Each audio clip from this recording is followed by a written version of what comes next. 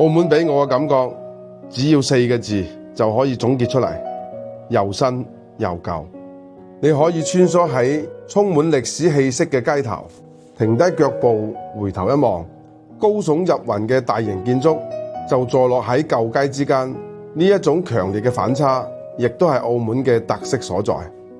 附近嘅水坑尾街，好多人都叫做波鞋街，因為呢度有非常之多嘅波鞋店。你只要識精打細算，做好功課，你總會買到平靚正嘅波鞋帶返屋企。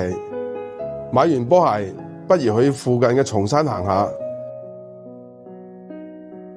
作為澳門半島嘅最高峰，你可以望到澳門半島大部分嘅景色，新嘅建築、舊嘅街市，盡收眼底。